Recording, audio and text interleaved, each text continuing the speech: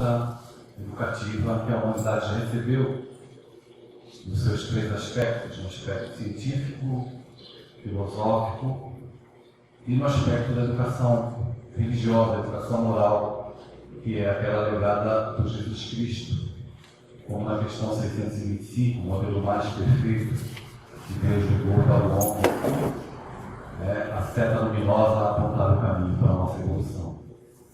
E no primeiro slide de abertura do nosso encontro, tem lá o tema Educação como ferramenta para a evolução, mas eu quero chamar a atenção para a imagem de baixo, que traz a família como, sem dúvida alguma, a primeira escola do espírito. Era o agrupamento familiar, e nós nos encontramos com a primeira classe, com os alunos da classe na qual nós devemos nos alfabetizar espiritualmente e amorosamente. Então, quando se fala em família, abre um leque, um universo muito amplo de aprendizado para todos nós. Por isso, nós queremos situar no primeiro slide e chamar a atenção para os nossos companheiros de classe aqui na Escola da Terra, que são os nossos familiares. Se não temos a família consanguínea, temos a família dos nossos vizinhos, da nossa rua, do nosso bairro, da nossa cidade, do nosso centro espírita, da instituição na qual militamos. Estamos aqui hoje, um pequeno grupo de criaturas encarnadas, ávidas, nos encontramos ansiosos para nos tornar uma família. A família mais sublimada que seria a família das afinidades, a família espiritual. Sendo assim, a gente começa o nosso encontro afirmando, sem sombra de dúvidas, que o Espiritismo não é uma proposta salvacionista, mas é uma proposta educativa. O Espiritismo é uma proposta educativa, não é salvacionista. Então, para mergulhar nos postulados da doutrina espírita, nós devemos abandonar aqueles comportamentos atávicos de entender que nós precisamos de salvação. A única salvação que nós necessitamos é a nossa ignorância, a ignorância que nos caracteriza a condição de espíritos ainda aprendidos. É dessa salvação que nós precisamos. Mas para empreender essa salvação, a gente precisa mergulhar no esforço de estudar, trabalhar, porque não existe ninguém, não existe nenhum causídico divino para nos representar perante a divindade, perante Deus. Somos nós que devemos buscar essa salvação. E a nossa cartilha é a doutrina dos Espíritos. Nós podemos nos alfabetizar para a compreensão mais ampla da vida, para a compreensão daqueles que convivem conosco. Essa cartilha aí no meu tempo de criança, já que eu sou jovem há mais tempo que muita gente aqui, eu estudei e me alfabetizei com a cartilha Caminho Suave. Não, pelo jeito, muita gente era jovem há mais tempo como eu. Meu foi amplo, Então, o Espiritismo é a nossa cartilha de Caminho Suave. Poderíamos dizer também que Allan Kardec, sem sombra de dúvida, é a princesa Isabel, que veio trazer o livro dos Espíritos e a carta da alforria para as nossas consciências, para nos libertar da escravidão que estamos aí presos ao egoísmo, Bom, a Terra é uma escola. Antes de prosseguir com esses comentários, eu desejo fazer algumas observações. E eu peço a todos que nesse instante se desvinculem, pelo menos mentalmente, do fato de estarmos aqui numa instituição espírita.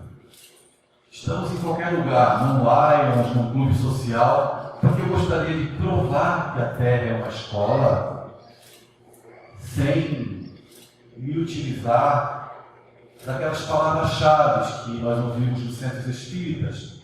E todo mundo ouve essa colocação: a Terra é uma escola. Não é assim, pessoal?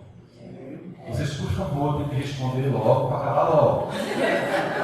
Certo? Senão demora muito, eu tenho que voltar para Santos hoje ainda. Então, vocês já ouviram falar que a Terra é uma escola? Sim. Então, mas eu quero provar que a Terra é uma escola fazendo a abstração do Espiritismo. Porque o Espiritismo, a gente tem muitos argumentos para provar que a Terra é uma escola.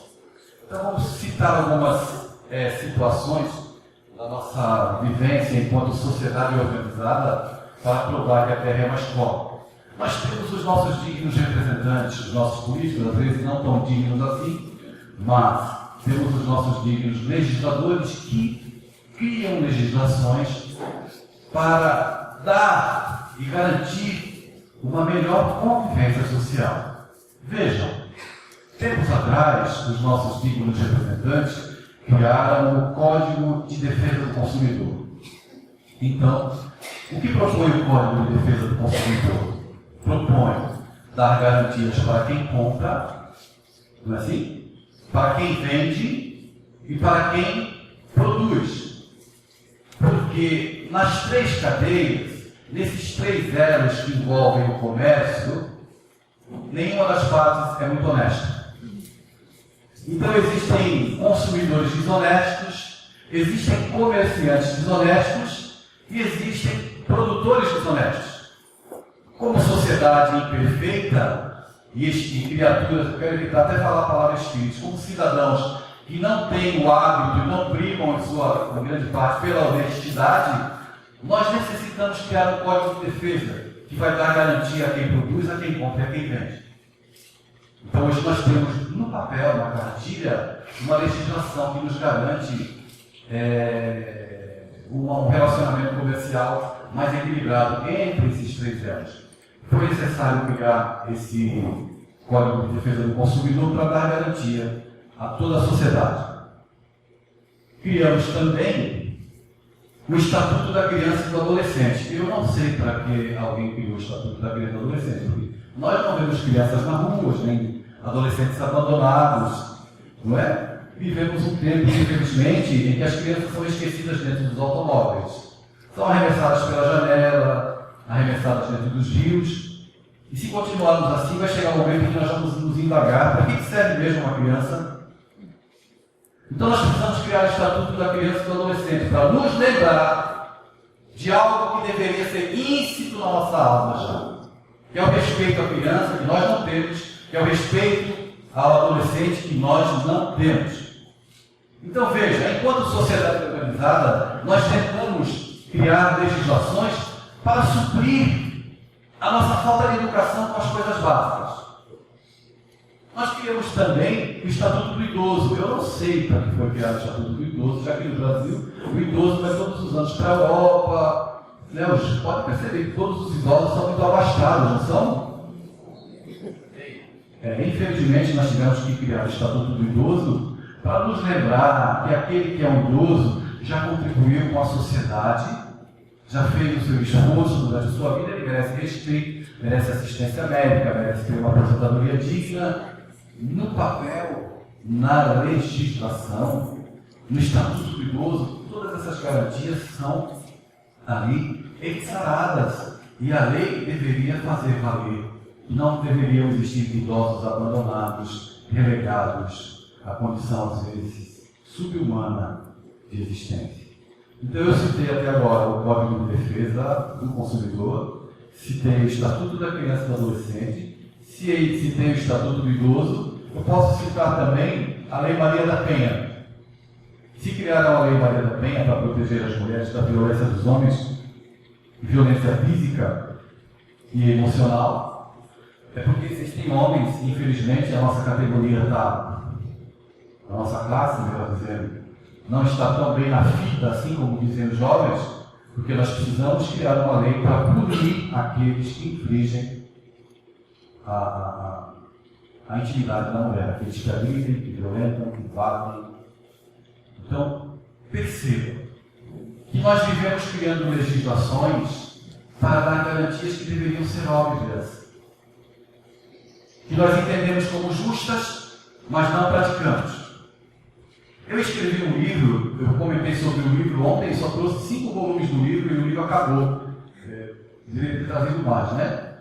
Que se chama Corações Juvenis, onde eu respondo aos jovens lá de Pernambuco. Na realidade, respondo aos jovens de todo o Brasil nas indagações que eles me fizeram no final de semana que eu passei lá na Federação Espírita Pernambucana. E uma das questões que eles me indagaram foi a seguinte: o casamento de pessoas do mesmo sexo Prestem atenção, isso é uma pergunta que se faça a alguém, se não é uma falta de respeito. Quando eles me fizeram essa pergunta, eu tinha mais cabelo naquela época. Depois da pergunta, o cabelo caiu. E eu passei uma semana chamando Allan Kardec para me ajudar a responder, mas ele não apareceu. O casamento de pessoas do mesmo sexo está de acordo com a lei do progresso e sociedade do Livro dos Espíritos? Perguntinha fácil essa, não é? Os jovens me fizeram essa pergunta. Por que é que eu estou fazendo essa colocação? Para dizer que nós estamos criando legislações para dar garantia a todas as pessoas, quer concordemos ou não com a opção das pessoas. Elas têm direito a serem respeitadas e a ter uma vida na sociedade. Então eu acabei de provar a vocês, com estas minhas colocações, que nós, enquanto sociedade organizada, estamos sempre preocupados em criar legislações educativas. Nós temos o Código de Trânsito, que eu poderia citar aqui. Eu sei que todo mundo, ninguém aqui passa sinal vermelho, todo mundo atravessa na faixa de pedestres. Eu tenho certeza que aqui em São Carlos todo mundo faz isso. Lá em Santos não, né? Eu tenho certeza que todo mundo faz. Nós criamos legislações para que a vida seja boa e seja melhor. Ou seja, constantemente, mesmo como sociedade laica, nós criamos legislações educativas. Então, a Terra é ou não é uma escola? Os desencarnados já responderam. Agora, os encarnados, por favor, respondam. A Terra é ou não é uma escola? Sim. É claro que é uma escola. Você não precisa nem pensar em espiritismo, que está íncito no espírito. O desejo de progresso, de aperfeiçoamento, de aprendizado, sem fazer qualquer comentário em referência ao espiritismo, a gente prova que a Terra é uma escola. E isso é maravilhoso para nós que somos aprendizes de espíritas e nos dizemos espíritas. Você comprova as verdades do espiritismo na vida e sociedade. E eu poderia ficar citando várias legislações e você vai observar. A legislação, ela tem a parte normativa, educativa, e tem a parte que poderíamos considerar como punitiva, que seriam os exercícios de casa que você tem que repetir. Se você passa o sinal vermelho, você perde 7 pontos na carteira. Se você perder a carteira, você vai ter que se reeducar novamente, esperar o prazo. Isso é maravilhoso. Não funciona, porque o homem é corrupto, é perfeito. Então sempre se quer dar um jeitinho. Mas se tudo fosse cumprido à risca, a nossa sociedade seria muito melhor, porque no papel nós temos essa capacidade. E assim como nós temos a capacidade de nos emocionar com o Evangelho, de nos emocionar com as palavras do Cristo, mas não temos ainda condições de praticar. Então tudo é muito bonito, tudo toca o nosso coração. E é por isso que nós estamos aqui, e é por isso que a gente tem que agradecer nessa manhã, mais uma vez, a Jesus por ter nos ensinado. Queremos agradecer mais uma vez a oportunidade de trabalho que nos está sendo oferecida. Queremos agradecer a possibilidade de estar aqui em São Carlos. Queremos agradecer a companheira dedicada que me acompanha, que saiu de casa e veio aqui trazer o seu sorriso para enfeitar a minha manhã. Queremos agradecer a Jesus, queremos agradecer aos amigos, ao Milvana, que veio aqui, meu amigo querido, de outras oportunidades, e a todos que faço hoje. A Terra, de fato, é uma escola. E a família é a primeira escola do Espírito. Precisamos ter isso muito claro, muito claro. Se nós não tivermos pelo menos a aceitação de que a nossa família são os nossos primeiros colegas de classe, a família parece aqueles coleguinhas, quando a gente é pequeno, a gente joga papel um no outro, né? Às vezes a família se reúne e joga outras coisas no vídeo. Não é tão perfeito assim. Mas sem dúvida alguma, os nossos colegas de classe, né? Então vamos lá. Os laços de consanguinidade, esses são estabelecidos pelo contato, pela intimidade, pela prática sexual que deveria ser regida sempre pelo amor. Então, os laços de consanguinidade, eles determinam a hereditariedade genética. E muitas famílias têm uma parecência física impressionante. Veja essa família que no nariz você sabe, identifica todo mundo, né? Poderia se chamar família Nariz da Silva, por exemplo. Então a gente vai recorrer ao Livro dos Espíritos, só na questão 203, para beber da perspicácia de Allan Kardec, quando ele indaga as entidades venerandas, o seguinte: transmitem os pais aos filhos uma parcela de suas almas ou se limitam a lhes dar a vida animal, a que, mais tarde, outra alma vem adicionar a vida moral? E os nobres benfeitores nos respondem de maneira muito clara: dão-lhes apenas a vida animal, pois que a alma é indivisível. Um pai obtuso pode ter filhos inteligentes e vice-versa. Então, papai e mamãe, se o seu filho não é perfeito, não se preocupe, porque você também não é. Se você acha que seu filho deve corresponder às suas expectativas, a todas, e ele não vai corresponder, não se estresse. Não se aborreça. Ame. Pare de falar com seu filho e passe a conversar com seu filho. Só conversando é que você vai descobrir quem é essa criatura. Sem conversar com o filho, não se estabelece vínculo verdadeiro, laços fortes entre as almas. Então, precisa conversar com os nossos filhos. E os filhos que estão aqui, por favor, tenham paciência com o papai e com a mamãe, porque eles também não são perfeitos. Estamos fazendo uma descoberta. Os pais não são super-heróis que nós imaginávamos que fossem. Papais também mentem, assim como nós. Somos companheiros de aprendizado, todos nós. O livro dos Espíritos, na questão 203, mereceria aqui muito tempo de reflexão para nós. Meu Deus, será que eu trouxe o PowerPoint que eu apresento para os jovens? Eu acho que sim. Mas vamos entender que quem está aqui na minha faixa etária é jovem há mais tempo como eu, tá bom? Famílias, eu acho que eu morri mosquito.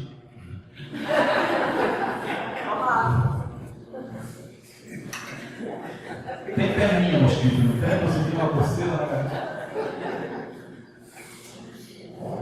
Famílias onde os membros se parecem. Então, às vezes, nós observamos estarrecidos que existem famílias que se dão bem num planeta tão difícil como o nosso. E a grande maioria realmente tem dificuldades. Mas existem famílias onde ninguém se parece. Onde cada um é de um jeito. Pessoal, tá com esses slides, né? Vocês estão achando muito infantis? Dá para entender bem, né? É porque a gente está tentando se alfabetizar de fato, né? Famílias onde ninguém se parece. A gente quer recorrer mais uma vez, e não podemos fugir, de Allan Kardec, para que a nossa fala seja pautada realmente dentro dos postulados espíritas, não é? Lá na questão 775, a gente vai encontrar subsídios para refletir muito, porque a sociedade atormentada e aturdida dos tempos atuais alega que a família é uma instituição falida. E os espíritos vêm na contramão dessa informação perturbadora nos dizer que qual seria, indaga Allan Kardec, para a sociedade o resultado do relaxamento dos laços de família. E os espíritos imortais, os nossos amigos invisíveis, respondem de maneira precisa: uma recrudescência do egoísmo. Então, a família, que é o acolhimento do Evangelho, que é o Cristo a nos abraçar através realmente das lutas que a família nos traz e nos impõe, é a garantia de que existe ainda a solução para a nossa sociedade. Quando nos afligimos, quando tropeçamos, quando enfrentamos as adversidades, e quem é que não as enfrenta, num mundo de provas e expiações como é a Terra, é na família que nós conseguimos encontrar o refazimento, o fortalecimento, o reabastecimento para as energias físicas, morais, emocionais. É na família. É na família que, mesmo que em alguns momentos haja aquelas tempestades que caracterizam as diferenças, benditas diferenças. Sem as diferenças, como haveria o despertar? Como haveríamos o crescimento? Como o Cristo que existe em você e que há em mim seria desperto sem essas diferenças? Como que Jesus vai despertar dentro de nós, porque dentro de nós ele deve despertar, sem que a gente deva aprender a perdoar aquele irmão que teve a ousadia de não nos telefonar no dia do aniversário?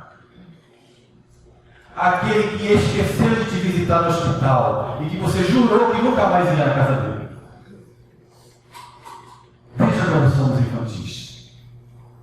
Mas são essas diferenças que fortalecem, que perturbam. Eu não vim lhe trazer a paz, eu vim trazer a espada. Não a espada do confronto com a sociedade para provarmos que somos o povo eleito de Deus. A espada que fere e cala fundo e toca o nosso próprio coração, nos levando à reflexão e fazendo com que a decepção se instale quando nós nos sentimos impotentes para lidar com o nosso orgulho, que nos fere plenamente quando entendemos que as pessoas devem corresponder às nossas expectativas. Não é? Seguindo, antes de seguir com as colocações, nós vamos falar, eu não marquei, me ajudem, Mônica, a hora que eu comecei, por favor, seria 1h15, a gente passa para 15 minutos de café, que normalmente são 20 ou 25, que as pessoas ficam, né? E a gente volta e fala mais 1 hora e um pouquinho. Me ajuda aí, tá bom? Eu não percebi, acho que faz quanto tempo faz que eu estou falando? É outra às 6 horas? Como passa rápido, né, gente? Então vamos lá. Existem pessoas que se tornam a nossa família pela afinidade. Então é muito mais fácil encontrarmos aí na nossa vida em sociedade criaturas com as quais nós nos afinizamos. No trabalho, no clube social, na casa espírita. Porque essas pessoas não têm um convívio diuturno conosco. Portanto, não nos conhecem. E nós só nos revelamos, é claro, na convivência diária. Na casa espírita, 2, 3 vezes por semana, 1h30 por dia, é muito fácil ser santo. Mas já lá na ambiência doméstica, quando você acorda pela manhã, passa pelo corredor, encontra aquela criatura, e você encara bom dia, ela fala bom dia por quê? É ali que nós somos convidados ao embate. Ou, se a família está toda equilibradinha, todo mundo muito bonitinho, papai e mamãe estão felizes, o filhinho e a filhinha estão bem, entraram na universidade, corre tudo muito bem. Aí veio o triste agregado. Veio aquele que faltava para dar aquele toque de provas e expiações ao seu lado. Ainda é arriscado você acordar, principalmente os pais que passam por essa prova, não é? Tem que criar aquela filha com tanto carinho. E arriscam nesses tempos modernos a acordar de madrugada, ir ao banheiro e comprar o banheiro ocupado pelo fofo. Aquele fofinho, quando ele sai do banheiro, ainda pode ser com uma camiseta sua que a sua filha deu para ele dormir mais confortável. Mas enfim, planeta de provas e expiações, são essas situações que nós enfrentamos. Não é assim, pessoal? Não é só na minha casa que aconteceu isso. Acontece com todos nós, né? Nesses instantes chegam esses espíritos que às vezes, por outras vias, como Nora, como Genro, vem cobrar, olha, você me deve em tempos. E aí ele vem, cai no controle remoto da sua televisão, não é? Tira do seu canal de esporte favorito. São bobagens, mas que a maioria tem dificuldade de lidar. Não é? É assim que nós somos. Somos convidados diuturnamente a estas provas, as pequenas alfinetadas de que fala o Evangelho segundo o Espiritismo. Aqueles convites diários, aqueles pequenos desafios que estão compondo o nosso caráter, formando os nossos caracteres como espíritos, para que a gente possa evoluir. Por isso que é mais fácil encontrar as pessoas por afinidade de gostos fora de casa e constituirmos algumas famílias fora do nosso lar. Bom, nós vamos entrar aqui num lado bem interessante do nosso encontro, que é falar um pouco sobre casamento. Antes de entrarmos nessa parte, que é sempre dedicada, eu gostaria de fazer uma indagação a todos, encarnados e desencarnados, por favor, respondam. Quem aqui quer ser feliz? Eu não senti muita firmeza nessa felicidade de vocês. Quem quer ser feliz? Então, por favor, não se casem.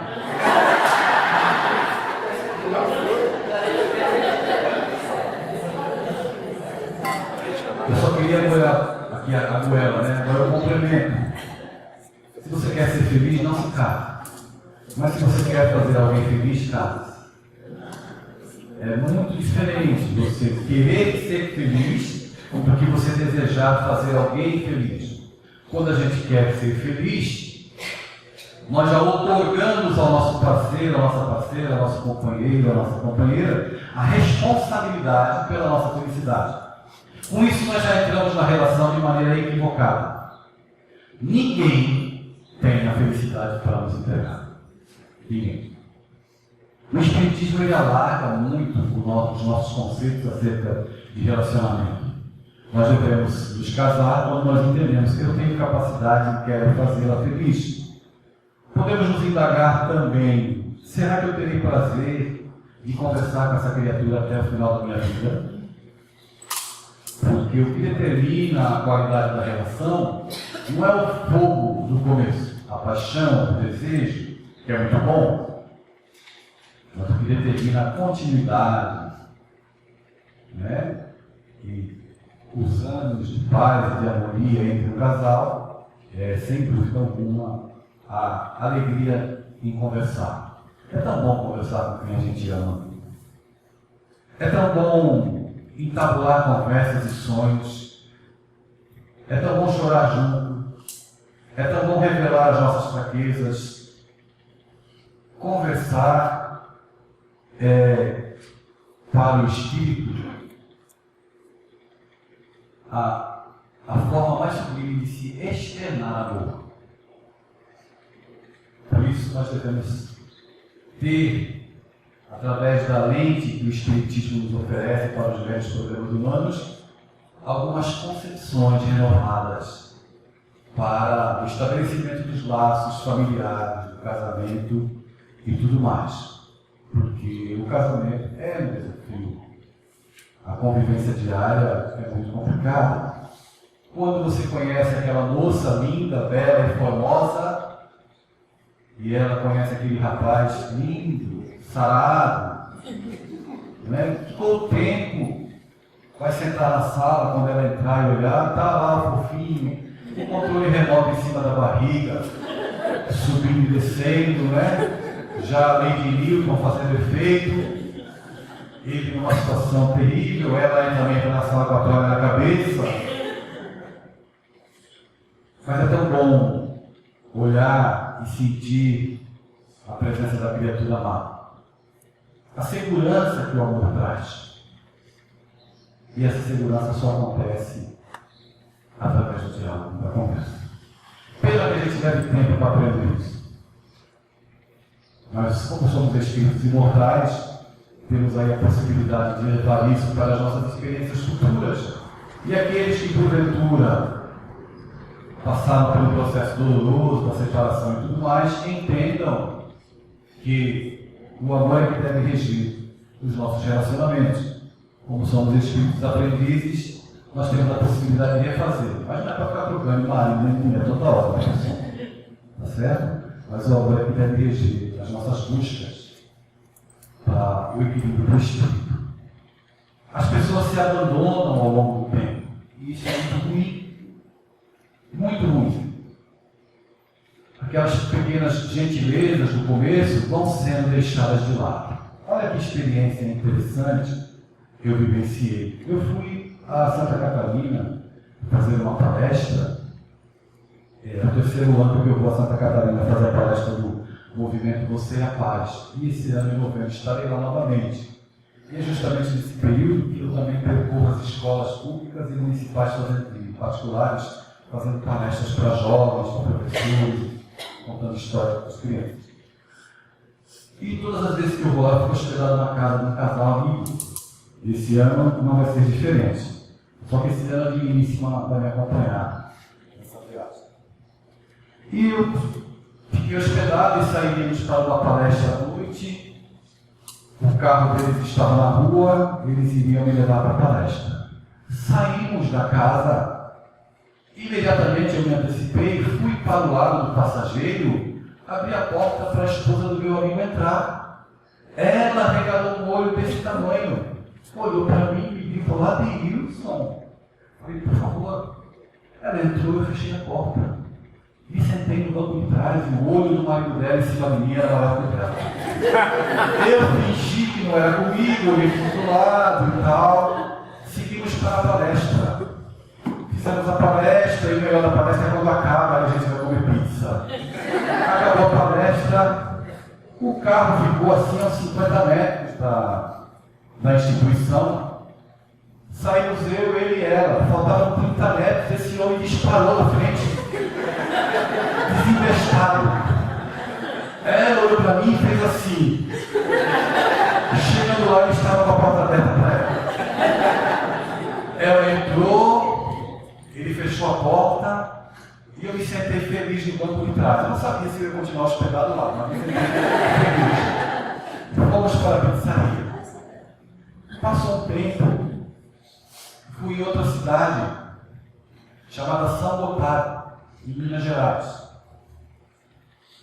Abri a porta para a companheira entrar. Ela deu a volta para o outro lado. E eu fiquei com a porta na mão. Deixei os espíritos desencarnados entrarem, depois entrei e fechei a porta. Fomos para o restaurante. Chegando no restaurante, me antecipei e puxei a cadeira para ela sentar. Ela deu a volta para outra cadeira. E eu sentei na cadeira que havia ofertado a ela. Eu percebi que ela não estava acostumada com gentileza. Não era maldade. Então eu faço aqui uma convocação aos meus amigos do sexo dito forte, que nos tornemos mais delicados, que nos tornemos mais amorosos, atenciosos com as mulheres. Porque é isso que ajuda a manter um casamento feliz. Gestos simples que foram abandonados, que na época da conquista eram prática diária, mas que ao longo do tempo foram deixados de lado. Isso faz também, um elogio faz também a uma mulher. Você está tão bonita hoje. Ela pode não estar maquiada, pode estar do jeito que acordou, você está muito bonita. Isso alimenta, é como regar a planta no jardim, para que ela fique viçosa sempre. E quem vai contemplar e se beneficiar do perfume somos nós.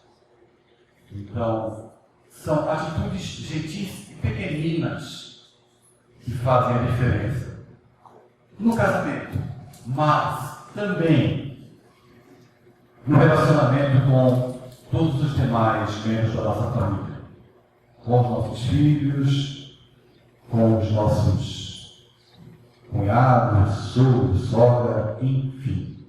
Portanto, como a mensagem de Jesus no Evangelho é um hino de louvor e de exaltação ao amor, o casamento, que é ali, digamos, a aduana para que os espíritos retornem ao mundo, que ele seja abençoado pelo amor. Ninguém se preocupe se tiver falhado em algum momento. Nós estamos aprendendo. Por isso estamos aqui na Terra. Então, no casamento, o amor é o objetivo. É mais um aprendizado. Digamos que o casamento é mais uma disciplina dentre as tantas disciplinas que nós devemos nos utilizar e nos beneficiar na escola de aprendizado. Quem casa não deve deixar de levar para o convívio a borracha do perdão. A borracha? Sim. A borracha do perdão. Está pedindo para mim trocar aqui o microfone. Eu acho que a borracha do perdão, pessoal, tem que levar para o casamento. Nós devemos levar para o casamento também o lápis.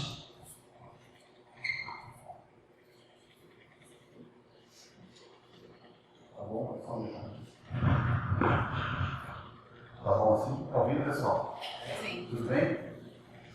Então eu repito que para o casamento, para a vida em comum, a gente deve tentar fazer uso diário da borracha do perdão. Borracha do esquecimento, para a gente poder lidar com a companheira ou com o companheiro. Devemos usar também o lápis das atitudes, tendo a coragem de mudar as coisas. Muda esse lapela para ficar. Presta? Isso.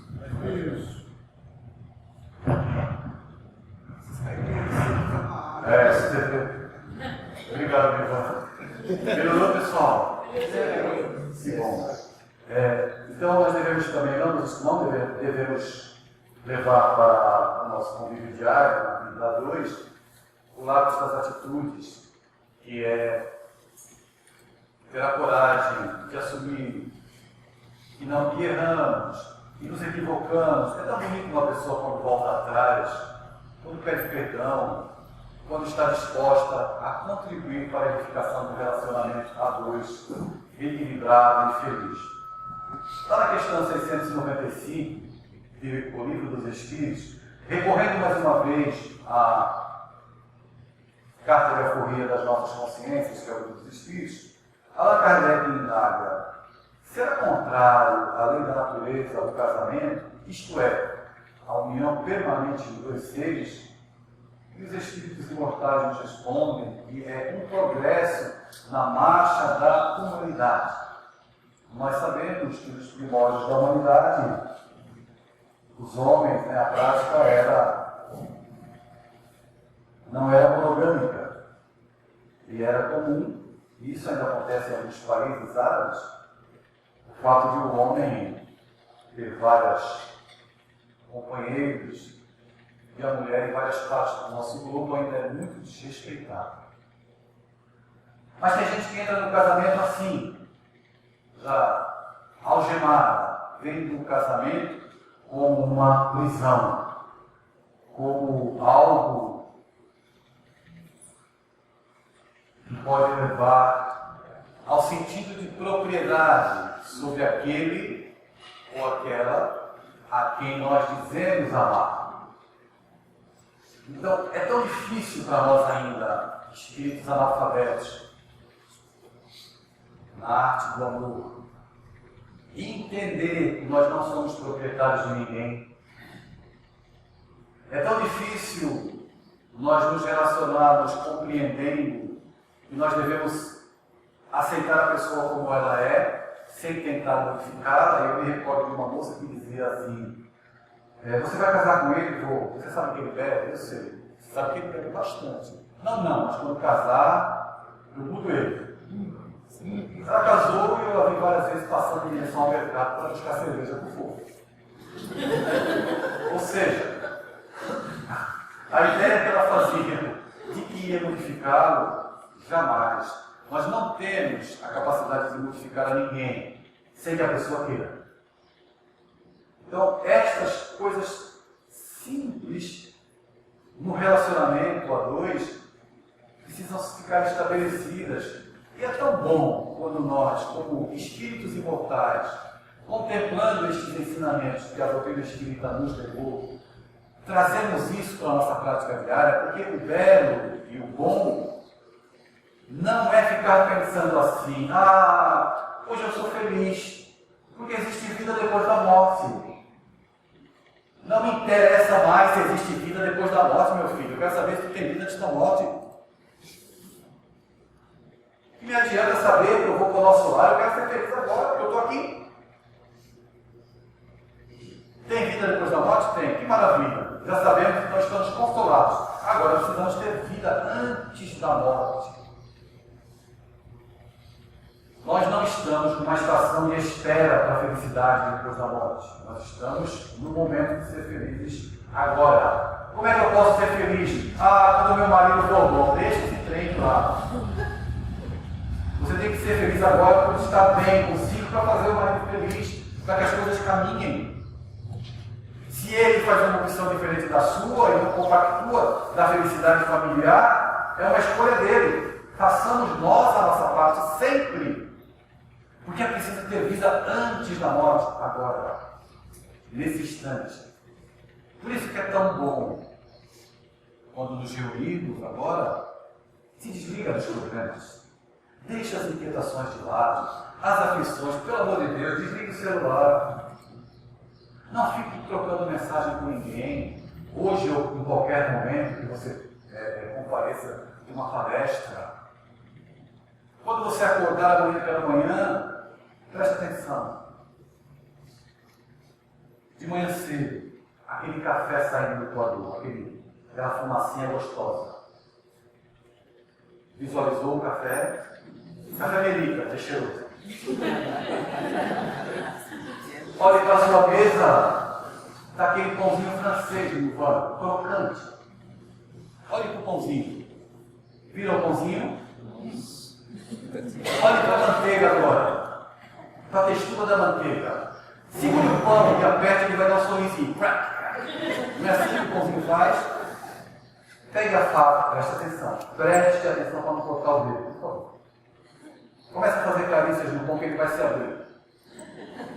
Aí você vai pegar a manteiga, preste atenção na textura da manteiga e na cor. E capricha aí em leves acarinhadas no pão.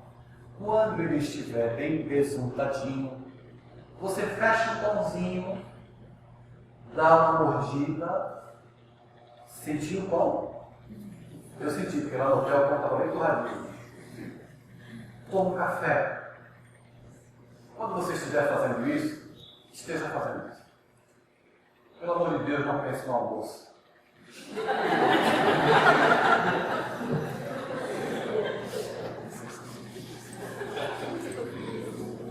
Quando você estiver no centro espírita, esteja no centro espírita. Preste atenção na palestra.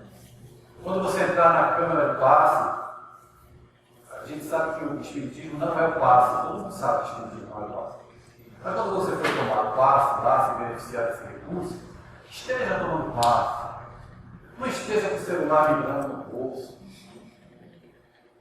Nós precisamos parar de viver um futuro que ainda não existe. Daqui a pouco, você pode não estar mais aqui. Eu fui fazer um encontro em Teresina, no Piauí, com jovens. E eu disse assim, não é essa frase que é repetitiva. Por favor, papai e mamãe, parem de falar com seus filhos e passem a conversar com seus filhos.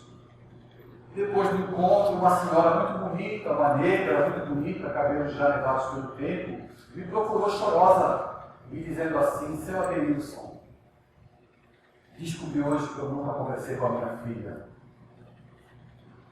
Mas por que, senhora, me faz uma afirmação tão dolorosa como essa? Nunca conversei.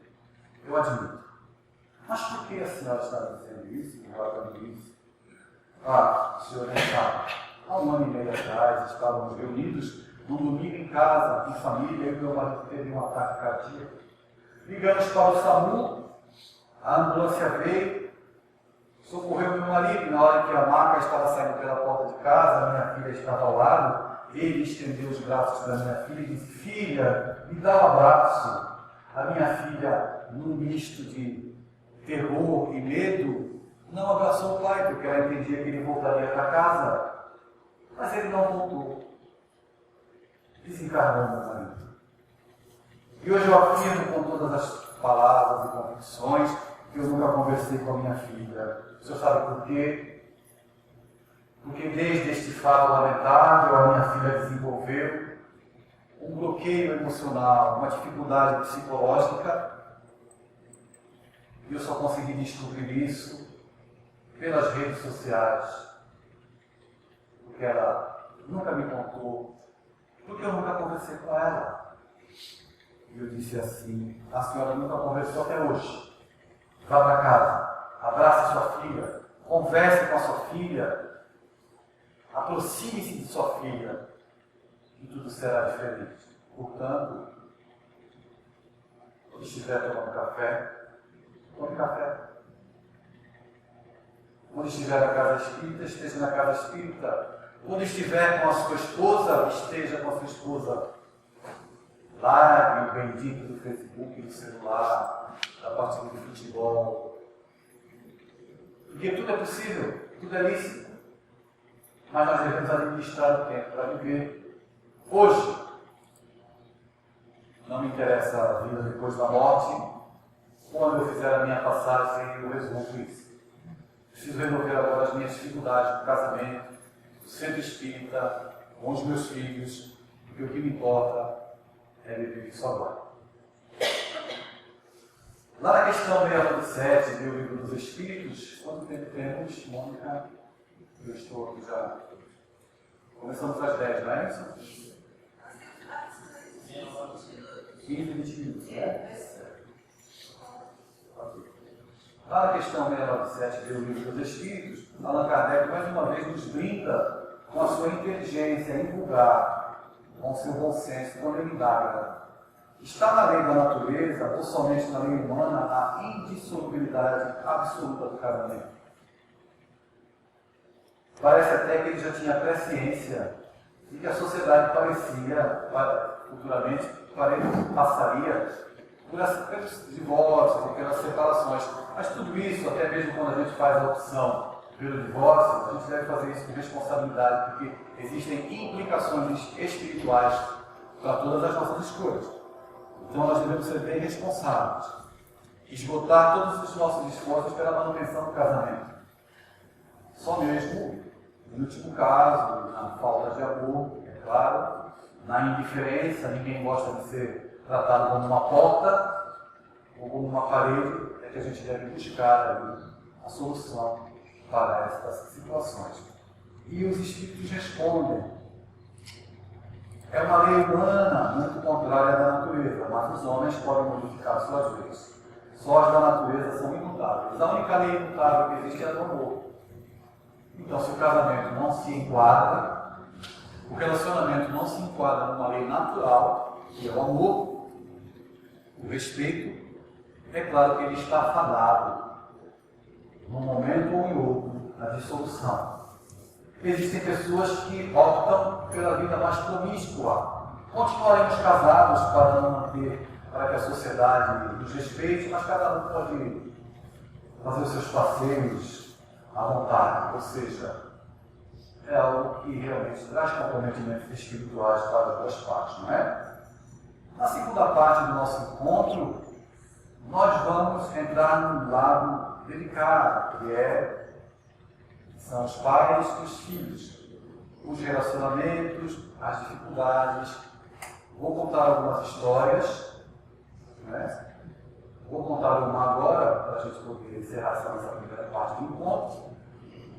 E depois, na segunda parte, a gente vai rechear com mais algumas histórias, passar mais alguns slides. E na segunda parte, se durante a nossa fala alguém quiser fazer alguma parte, alguma indagação, alguma pergunta, por favor, nós estaremos aqui para tentar conversar a respeito. Caso contrário, chamaremos Allan Kardec. Ele vem com 5 livros debaixo do braço e a gente mergulha para encontrar as respostas que nós necessitamos.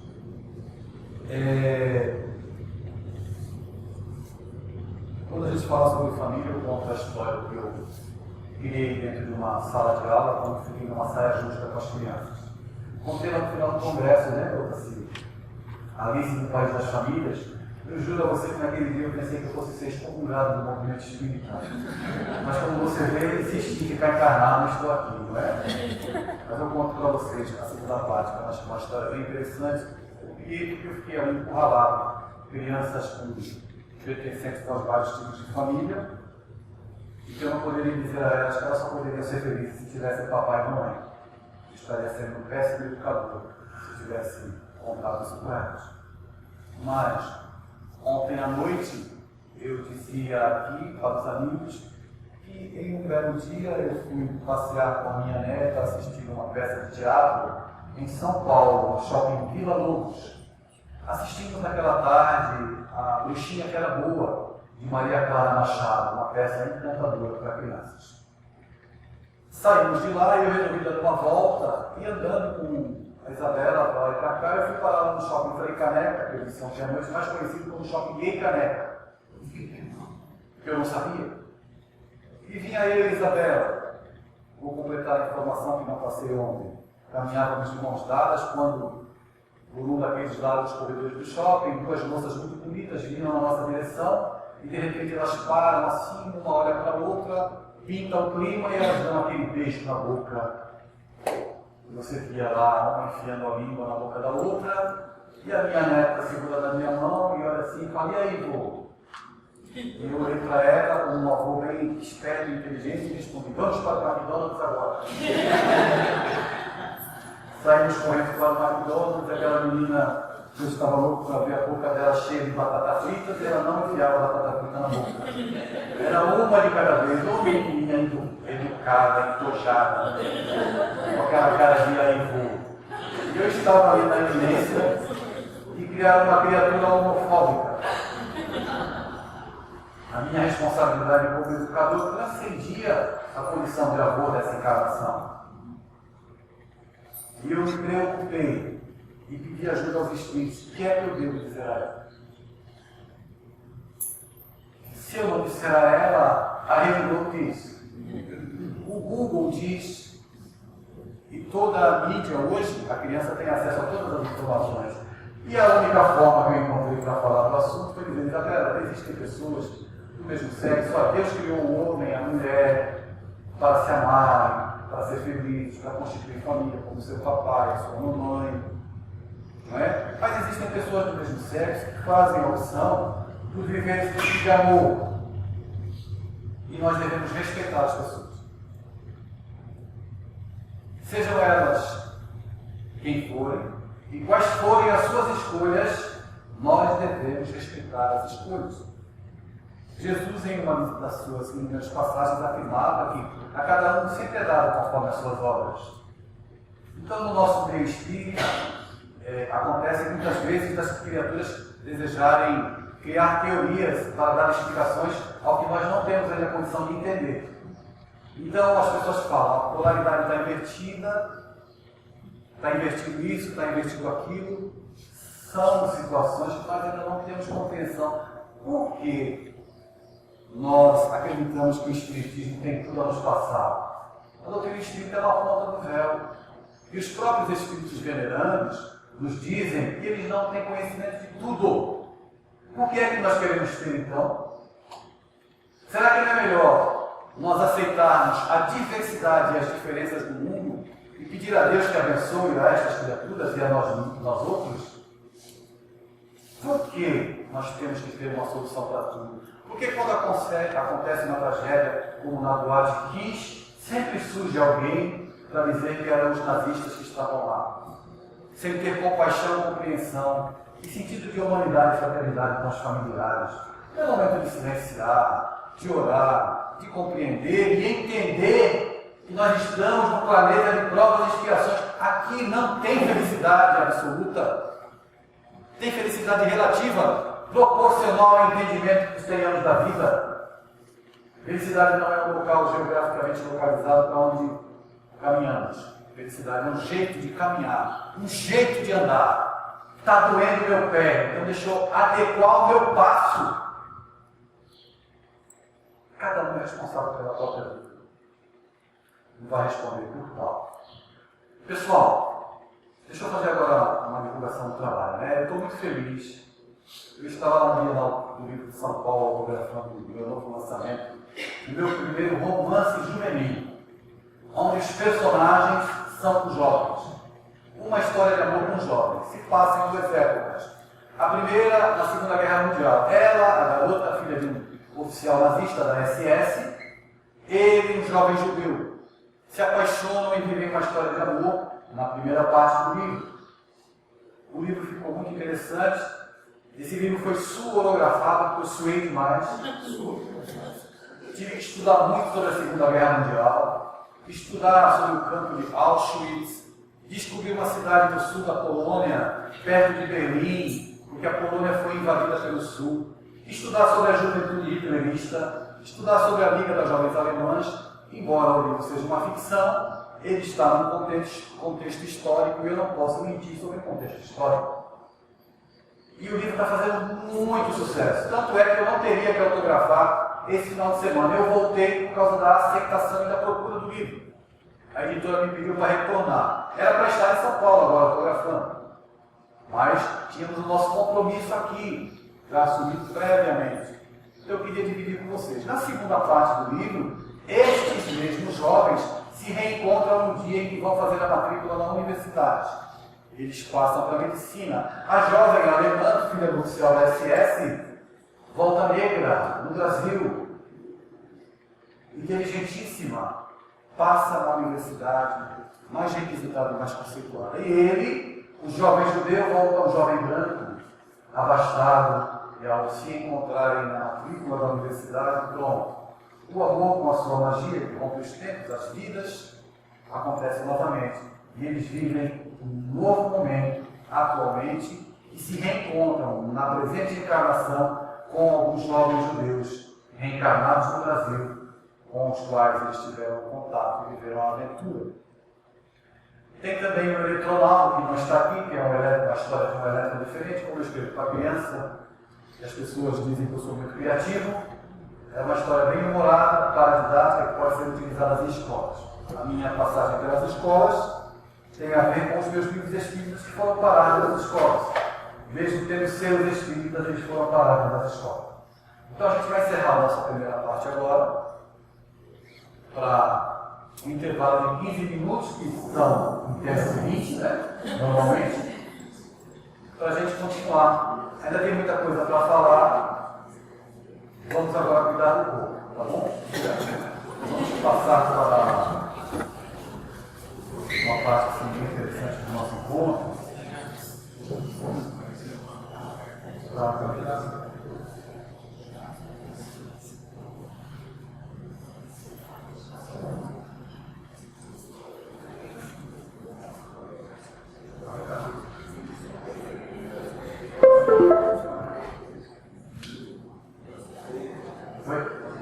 A gente vai tratar a nossa.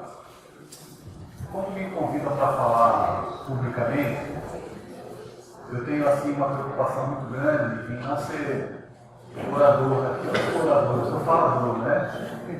A ideia é tentar aproximar a mensagem do Espiritismo do nosso dia a dia, da nossa vida, do nosso cotidiano. Porque o Espiritismo ele veio, já que ele é uma proposta educativa, como facilitador. Uma palavra muito em moda hoje nas nossas atividades doutrinárias, aquela de facilitar. Então, o Espiritismo é um facilitador para a vida.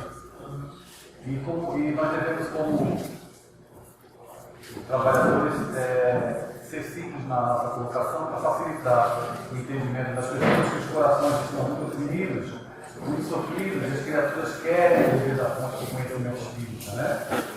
Então a gente vai entrar num momento agora muito delicado, que é falar sobre pais e filhos. Por que é muito delicado? Porque a maioria dos nossos conflitos, enquanto pais, como filhos também, residem nas dificuldades dos relacionamentos familiares. Porque essa ambiência doméstica, ela é muito complexa. Então, antes de entrar propriamente no assunto, eu queria ressaltar, repetir o que eu falei ontem à noite. Se a casa espírita tem uma reunião de evangelização e uma reunião de desobsessão, ela tem 2 reuniões de desobsessão. Sendo que a mais eficiente é a evangelização. Por quê? Porque a reunião de desobsessão é uma reunião de educação.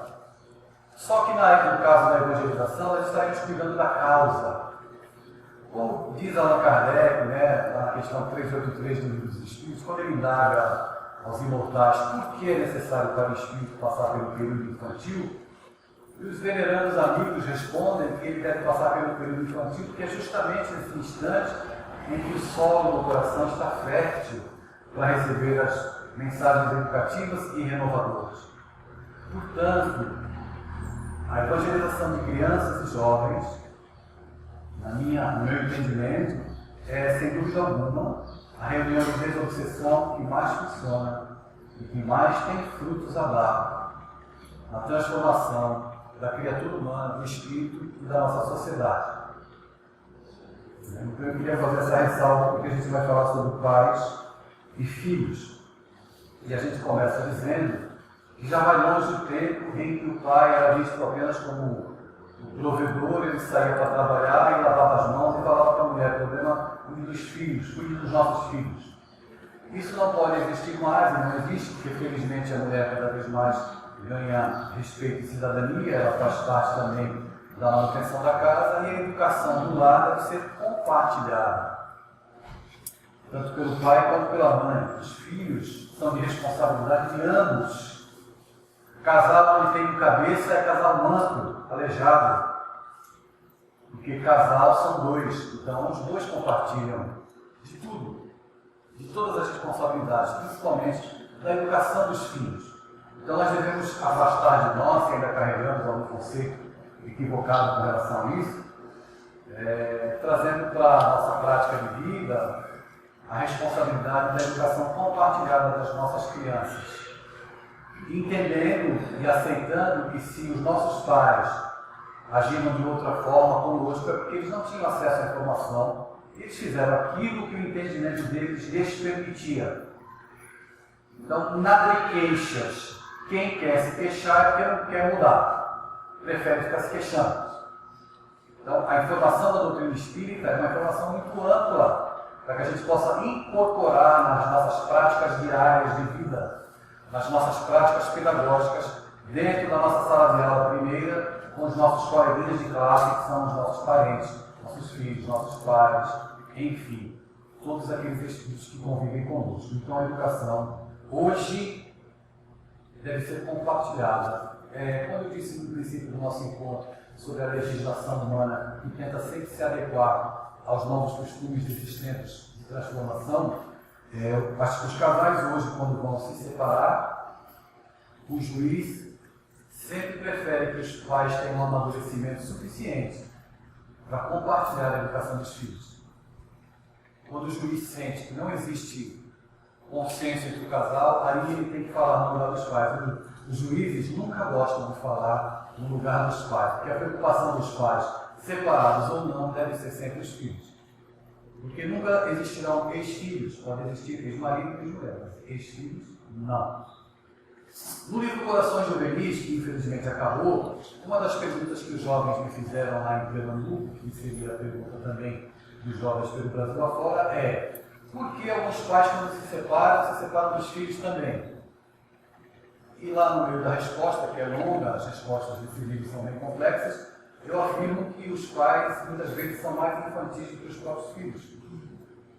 Então eu peço sempre para os filhos terem compreensão com os pais inconsequentes, que não assumem os filhos, que não compartilham e que não partilham a vida com os filhos. E muitas pessoas me procuram e me dizem assim que tem dificuldade de lidar com os filhos jovens. Quem tem dificuldade de lidar com os filhos jovens, em sua grande maioria, é quem nunca se aproximou dos filhos na infância.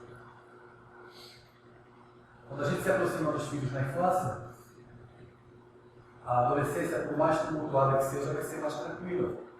Porque nós teremos criado, com a prática na infância, laços de amizade, de carinho, de respeito. E quando os nossos filhos, nós criamos com eles estes laços de carinho e respeito, eles nos procuram para conversar. E a gente tem que estar atento, porque o espírito, você não está educando um corpo de 14 anos, de 15 anos, de 16 anos, você está educando o espírito mortal. Então aquela criatura que surge de inopino dentro da tua casa, e você se surpreende: quem é este ser que eu não conhecia? Este ser que você não conhecia está na sua casa desde o começo. E nós evidenciamos, as crianças evidenciam a sua bagagem, a sua trajetória espiritual. Então tem crianças, eu conheço um menino lindo chamado Ronaldinho, e ele tem uma educação assim que ele agradece: obrigado, mamãe, obrigado, papai. Eu fico encantado de ver, quando eu tomo conhecimento dessas manifestações que ele traz na alma. Porque por mais que os pais ensinem, uma criança de 8 anos ainda não incorporou algumas práticas educativas. E esse garoto não, ele tem assim, ele surpreende a gente pela forma quase adulta que ele revela em algumas de suas vivências diárias. Isso é muito bonito. Então, evidencia, e nós devemos ter essa clareza, porque olha só que interessante, o educador,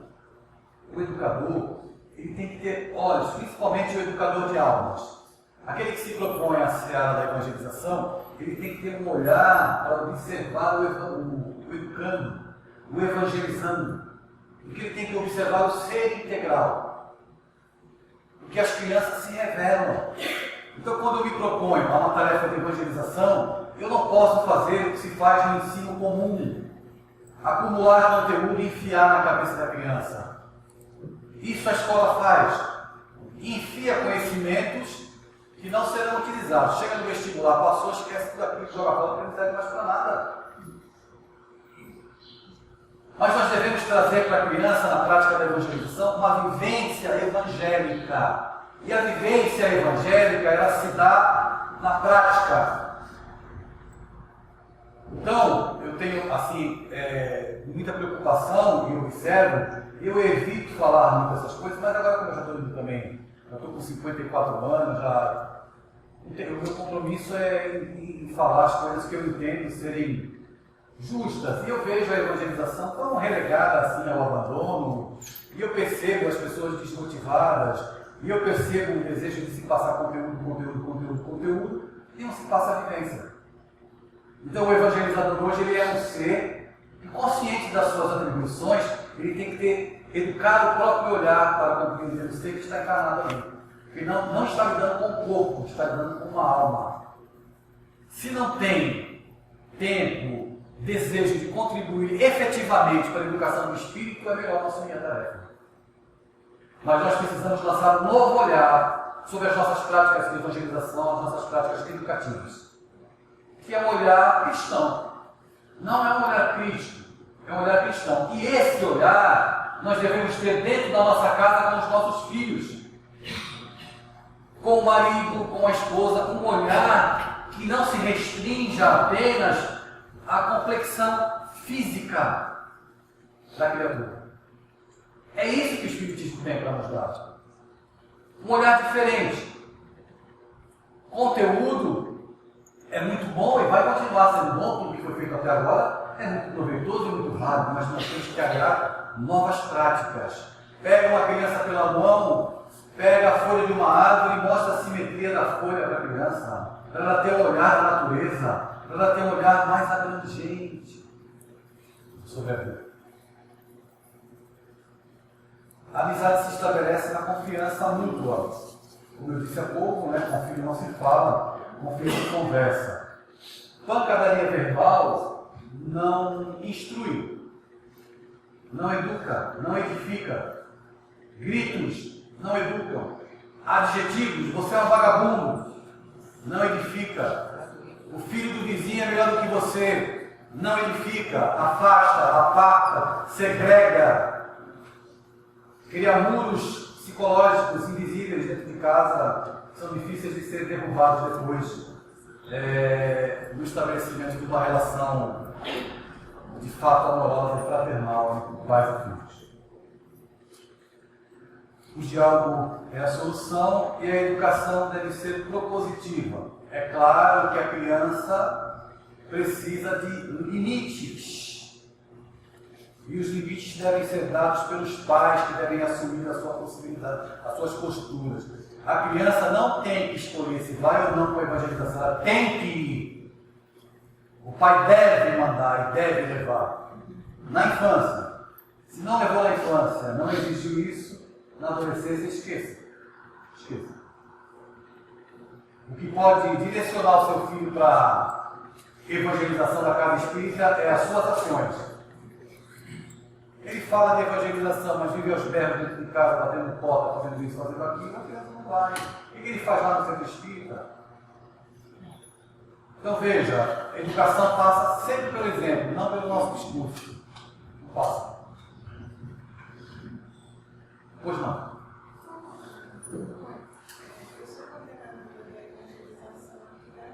Pois não.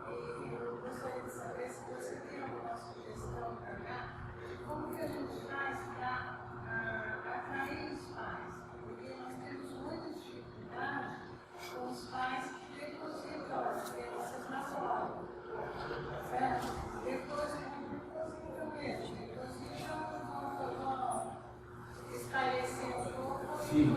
A gente, como evangelizador, tem a função de educar, né? E a gente não consegue, por mais que a gente fale, quer ajudar outras pessoas, fazerem palestras, conversarem com os pais, alguns que são mais assim, eles não precisam ouvir. Então, se você tem alguma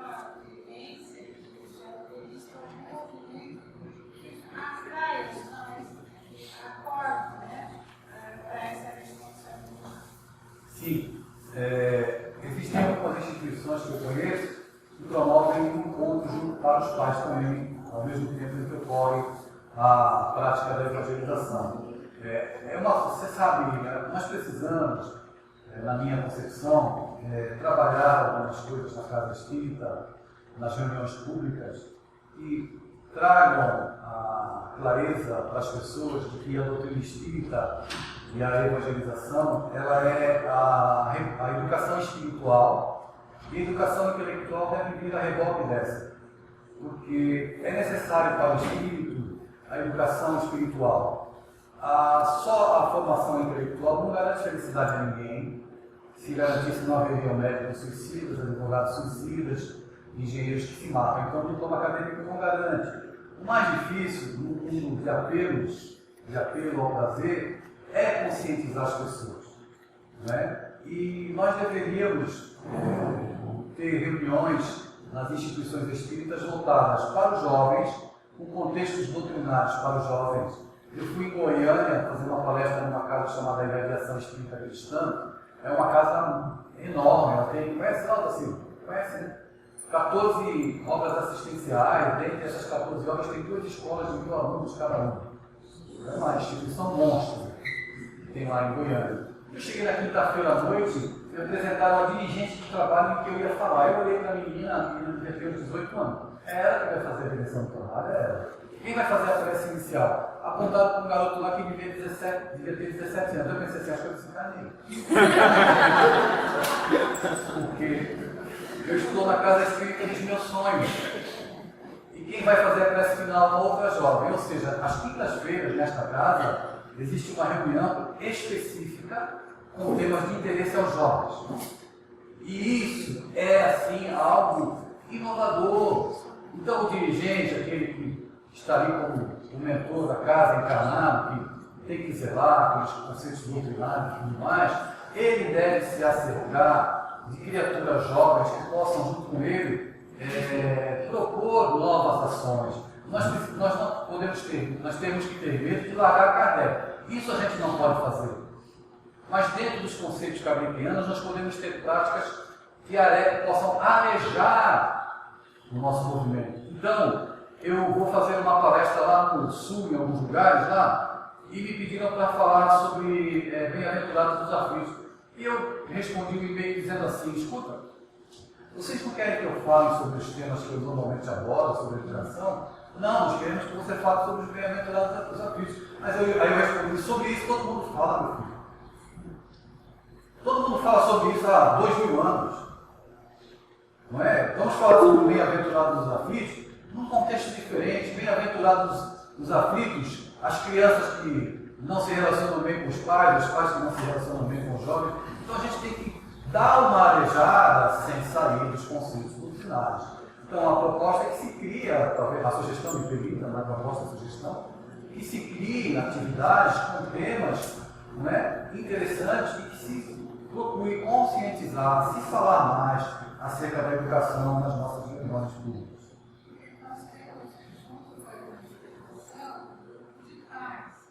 Esse grupo foi criado com o intuito dos pais estudarem a doutrina, né, com temas ligados à criação dos filhos, estudar, porque eles expliquem coisas que estão sendo evangelizadas, certo? Só que esse já foi muito ativo. E a gente vê o número de escolas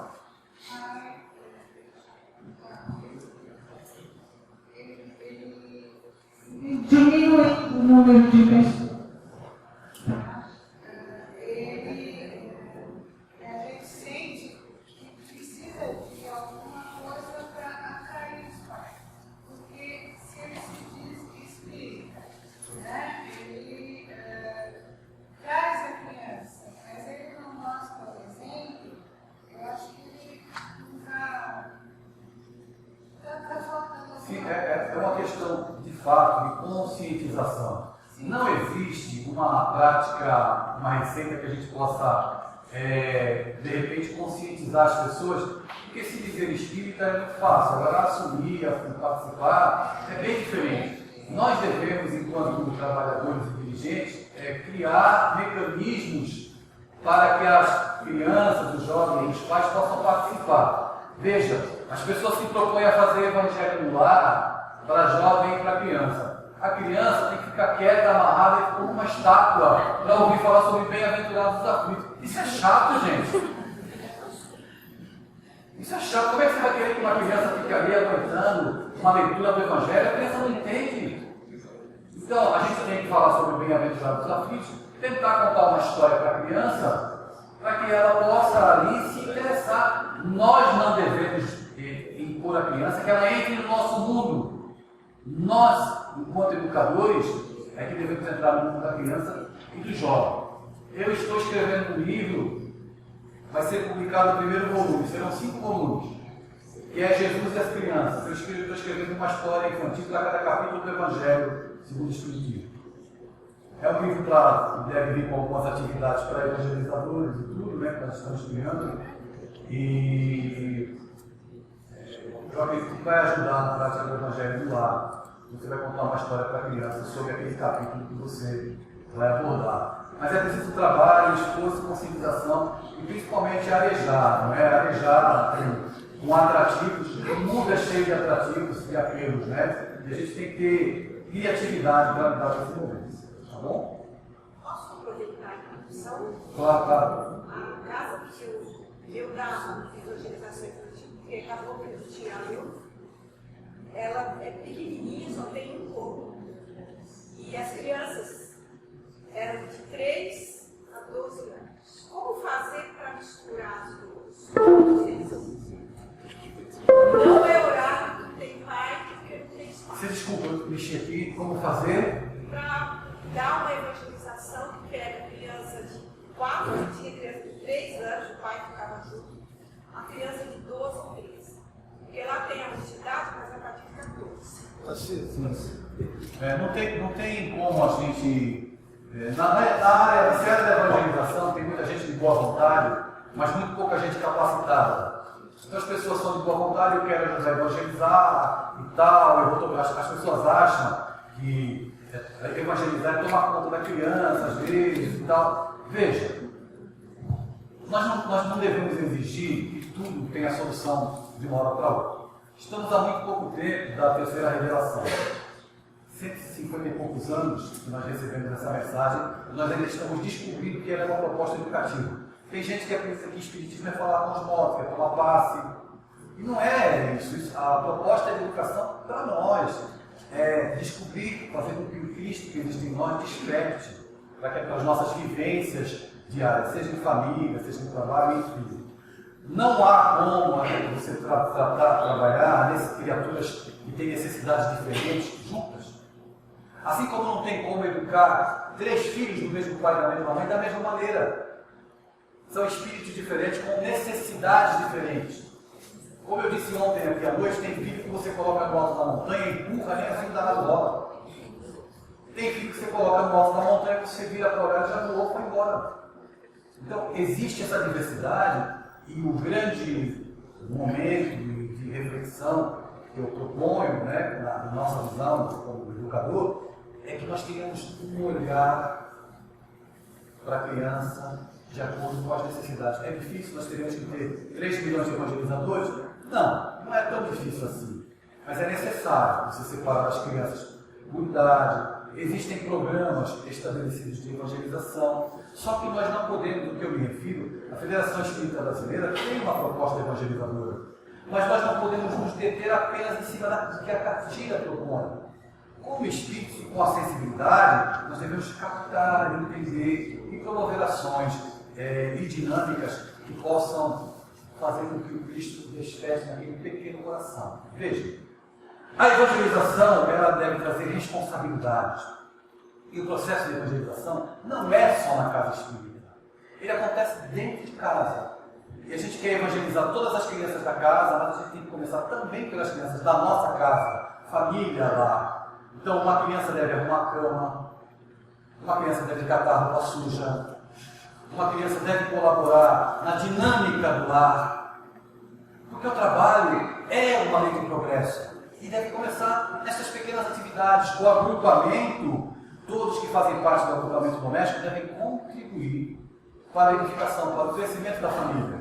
Então, perceba, a nossa mentalidade, como educadores, como pais, ela deve mudar para que a gente possa efetivamente se inserir nessa grande linha de progresso universal que pede, desde a ambiência doméstica, que para muitos é um cantinho, o universo não é uma das engrenagens que promove a mudança do mundo, dentro do lar, a educação com responsabilidade deve acontecer. Os pais devem ter um lar perigoso, amoroso e espiritualizante para os filhos. Na casa espírita não existem soluções, existem iniciativas que nós devemos ter, pessoas que devem se interessar, procurar se capacitar para tal, para que aí o processo se dê. Se nós nos reunirmos criaturas em idades diferentes na sala de evangelização, as necessidades são outras. Uma criança de 12 anos hoje, ela quer conversar sobre sexo. Ela quer saber sobre sexo. Eu escrevi um livro que lancei para a editora Seara em Bauru, Chapeuzinho e Meio. Adaptei o Chapeuzinho vermelho e o Chapeuzinho e Meio. Mas Chapeuzinho conversa com a vovó pelo computador. A gente trabalha para um instrumento contra a pedofilia. No meu livro, do Chapeuzinho e Meio, o lobo mau não é mau, é bom. O vilão da história é pedófilo. Eu fiz o trocadilho da palavra pedófilo e pedófilo. Então veja, criatividade para o mundo moderno para se poder educar. Se nós não fizermos isso, nós podemos criar uma confusão nessa diferença de idades com as necessidades diferentes. Tá bom? Posso continuar, pessoal? Alguém está fazendo a apresentação? Então, o diálogo é a solução. Ciro, quer falar alguma coisa? Você vê que o papel já fica assustado. Estou brincando. Exemplos. Vocês conhecem o Neymar?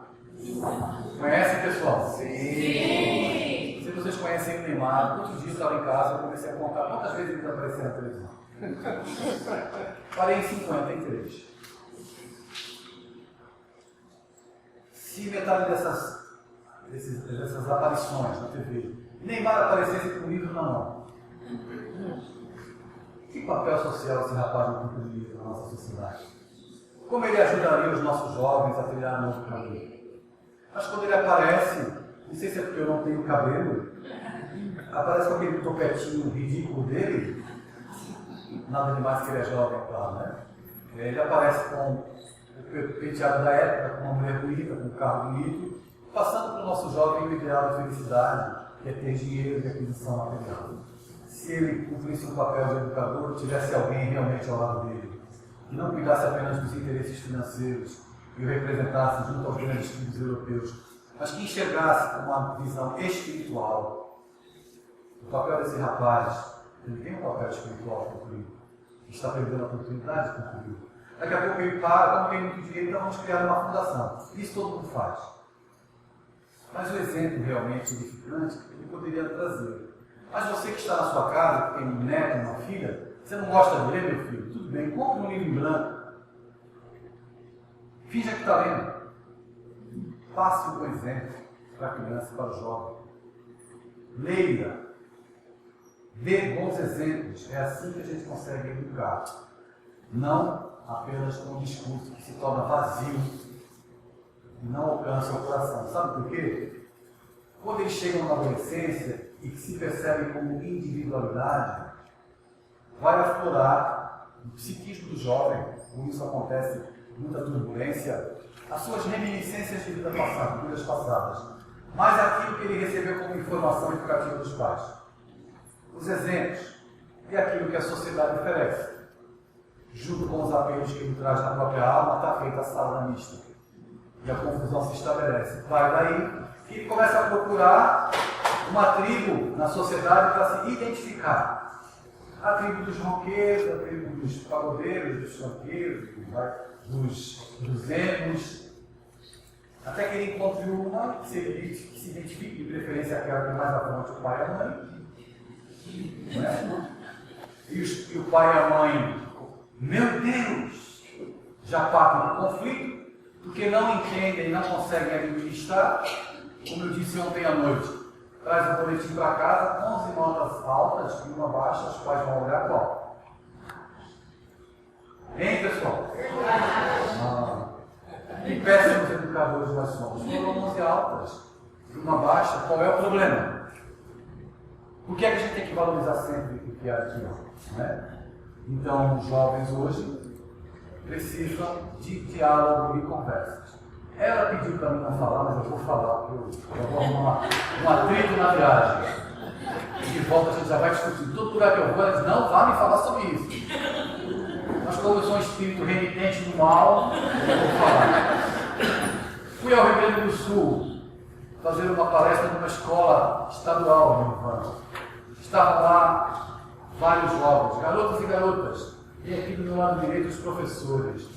E eu contei algumas histórias e abri para perguntas e disse assim, vocês querem fazer alguma pergunta? Eu não deveria ter dito isso. Vocês querem fazer alguma pergunta? Um garoto lá no fundo levantou feliz. E quando ele levantou, posso fazer qualquer pergunta? Olhei para as professoras, a negra estava branca, a branca estava negra, já tinha um professor querendo sair pela janela. E eu olhei para ele, já que eu tinha dito, podia voltar atrás, pode fazer a pergunta, meu filho? Estão preparados para ver a pergunta que ele me fez? Está certo. Eu quero saber como é que as meninas se masturbam. Eu olhei para ele e disse assim, você perguntou para o papai já isso? Se eu perguntar para o meu pai, ele vai bater na minha cara. Péssimos educadores nós somos. Eu expliquei para ele como é que as meninas faziam, eu expliquei para as meninas como é que os meninos faziam, porque como educador, eu tenho que respeitar o meu canto, ele não poderia sair daí sem informação. Eu faço oficinas com jovens no Brasil inteiro. Estive no Maranhão, Recife, Minas. Sabe sobre o que eles querem conversar? Sexualidade. E eu digo para os educadores e evangelizadores, como é que você vai trabalhar mediunidade sem conversar sobre sexualidade? Então a gente vive um mundo até meio estranho, sabe, meu irmão? De assuntos que devem ser tratados com naturalidade para esclarecer os jovens. Ou nós vamos continuar fazendo o que infelizmente a maioria dos pais fazem? Deixa que o filho converse com o Google. Nós precisamos ter um papel honesto na educação das crianças e jovens. Já falei, agora eu vou estudar. Então, eles me procuram para falar sobre relações homoafetivas. Ela me pediu para que eu falasse, fizesse mais alguns comentários a respeito da questão que os nossos jovens me fizeram no livro Corações Juvenis, quando eles indagaram se a legalização do casamento entre pessoas do mesmo sexo estava de acordo com a lei de progresso fixada em Livro dos Espíritos. Né? Foi aí que acabou de cair o cabelo na minha cabeça. Lá a resposta era bem complexa, porque eu pautei a resposta no livro Vida e Sexo, de Emmanuel, e pautei a resposta na codificação espírita. Então, eu não vou te lembrar com uma resposta longa, porque o assunto é complexo de todas as palavras. Né? Mas eu quero te citar um exemplo muito interessante. Chico Xavier, no Pinga-Fogo, em 1970, foi indagado acerca da relação afetiva. E como um visionário, ou como um espírito que tem um conhecimento do que iria acontecer com a sociedade, ele nos disse naquela época, ele informava que a sociedade precisa se preparar para os novos tempos que virão, em que estas relações serão muito comuns. Né? E como eu disse há pouco, estas relações não precisam do nosso julgamento. Porque as pessoas não precisam do nosso julgamento. Eu fui a São Paulo, estava na Bienal do Livro, entrei no banheiro, tinham dois rapazes se beijando. O que é que eu vou fazer? Vou pegar um pedaço de pau na cabeça dos dois? Né? Eu estava no aeroporto em São Paulo, em Cumbica, aguardando, não sei para onde estava embarcando, e tinham dois rapazes de mãos dadas na mesa do aeroporto. Eu vou fazer o quê? Vou chamar a polícia? Vão prender a mim.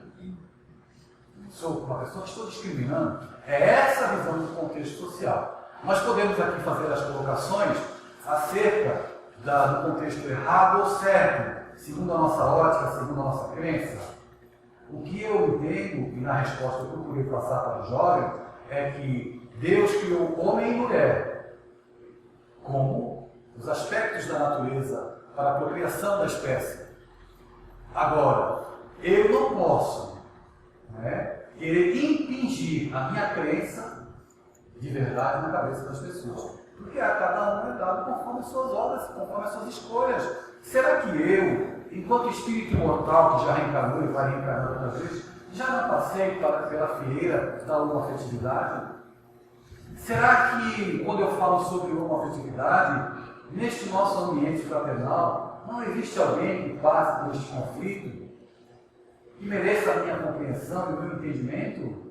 Será que a minha escolha homoafetiva ela tem a ver com a moral? Porque também existem heterossexuais promíscuos.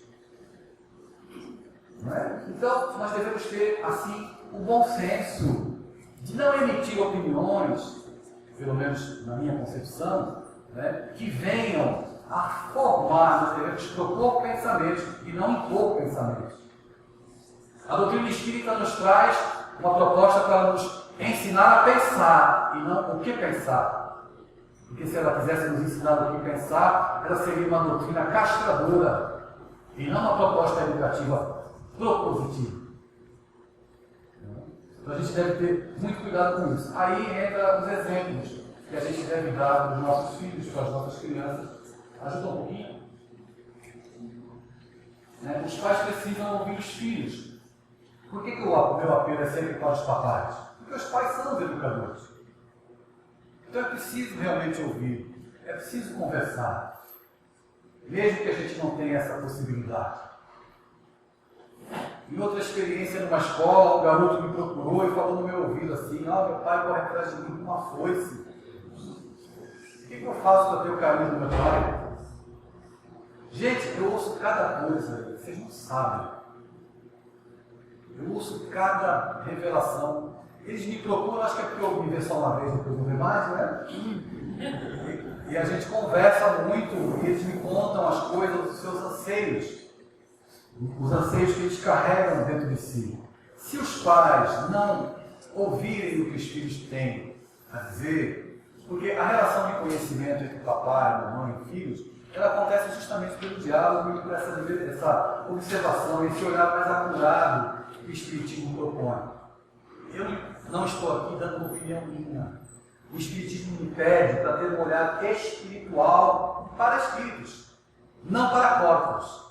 A mensagem do Cristo não foi para corpos. Se fosse para corpos, não permanecia. A mensagem do Cristo foi para espíritos imortais. Isso permaneceu e permanece e vai permanecer por todos os tempos. Porque é uma mensagem íncita nas leis naturais, uma mensagem de amor, de despertamento. Se os pais não ouvirem os filhos,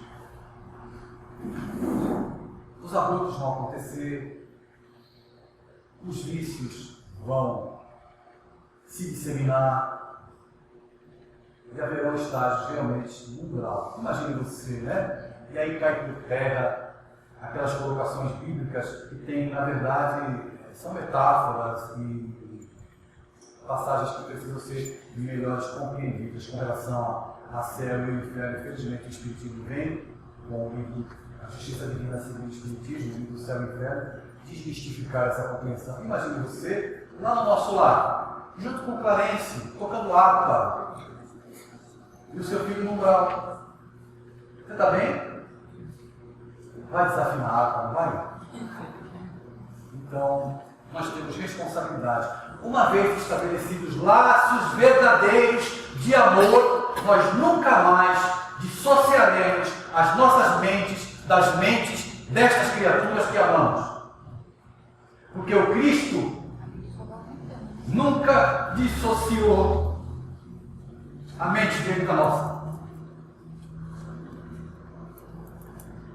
Ele nunca nos abandonou.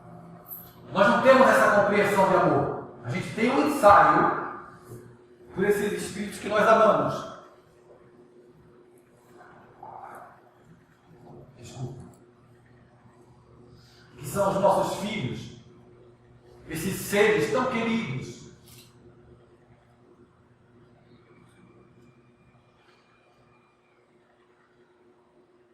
quando eu era criança, 8 irmãos.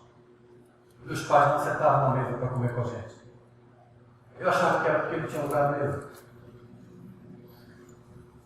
É porque não tinha comida para todo mundo. Eles comiam depois se sobrasse. Eu descobri depois.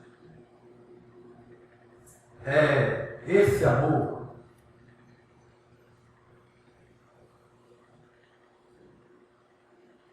dos pais, o pai do amor de Jesus por nós. Então, o dia que nós conseguimos dilatar o nosso senso de amor na prática fraternal verdadeira, como Francisco Cândido Xavier, Bezerra de Menezes e tantas outras entidades venerandas, nós vamos começar a dar alguns passos mais decididos e amplos em direção ao Criador. Por isso, felizmente, não existem as penas eternas e o umbral é uma condição realmente mental e emocional do espírito, enquanto transita pela faixa das próprias escolhas infelizes. Por isso, a gente deve ter compreensão. Se nós desenvolvermos laços de amor, nós nunca mais conseguiremos nos desligar desses seres, porque o amor estabelece amor. O amor manifesta amor. O amor é paciente na espera da alfabetização daqueles que ficam na retaguarda, da alfabetização espiritual a qual me refiro. Eu costumo mostrar para os jovens esse PowerPoint e eu apelo para eles para que eles sejam jovens diferentes. Nós precisamos ser também diferentes, valorizando a nossa família, valorizando aqueles com os quais nós convivemos. Cuide da sua família, mesmo que ela seja muito diferente. Apresento a vocês alguns membros da nossa família que vão à frente, apontando para nós o caminho, para que a gente possa evoluir. Chico Xavier, Neném, Joana de Ângeles, Emmanuel, Bezerra, Maria de Nazaré, Allan Kardec e Jesus Cristo.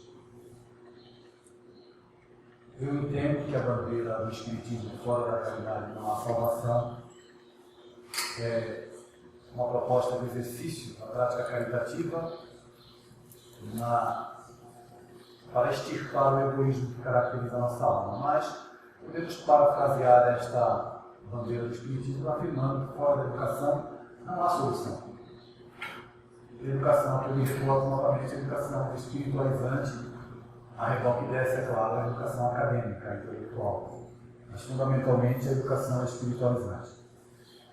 E nós temos aí o amigo de todas as horas, aquele que está conosco em todos os momentos, aquele que pode fazer a diferença na minha vida e na sua vida. Eu vou passar um vídeo para vocês, que é um vídeo que eu costumo levar. Eu fui convidado a fazer palestra na escola mais violenta de Porto Alegre, pelo Banrisul, Banco do Estado do Rio Grande do Sul, um projeto chamado Território da Paz. A escola do jovem havia sido assassinado, foi muito difícil lá, os jovens me desafiaram. Aonde eu vou, eu tenho oportunidade, eu passo esse vídeo. A imagem não é muito boa, mas eu vou passar para vocês, para que a gente possa se encaminhar para o final. Não teremos muita coisa para dizer ainda, mas o tempo é tudo. Vou pedir só para diminuir a luz um pouquinho. Eu fui convidado a fazer uma palestra para professores numa cidade chamada Farroupilha. Os professores iam dar aula nessa escola e ficaram 2 semanas e iam embora porque não voltar mais. Deus, você não falaria com os nossos professores? Eu disse, eu falo. Eu levei o livro meu que tem aí para vender, um livro de bolso chamado Psil, que pode ser utilizado em qualquer ambiente. E cheguei lá, passei esse vídeo para os professores, e depois eles tinham até uma cartaz marcada para fazer entre eles, onde eles iam lavar roupa suja após o nosso encontro. No caminho para a escola, para Farroupilha, naquela época eu morava em Porto Alegre, minha passagem pelo Rio Grande do Sul, acrescentou muito na minha trajetória como educador, porque eu fui lá para descobrir. Eu falava para jovens, de escolas e tudo mais, não parei mais. E na ida para a escola em Farroupilha, eu perguntei para a pessoa que tinha me levado, mas por que os professores ficam 2 semanas só e não querem voltar mais? Não. Qual o nome do colégio? Me disseram no colégio Rumo Certo. Rumo Certo, é um bonito, né? E o que tem de mais lá? Não, no colégio Rumo Certo estudam todos os jovens que não deram certo na escola. Ou seja, ele ia lá falar com os professores dos piores alunos da cidade. Mas a história é bem interessante. Vou mostrar o vídeo para vocês.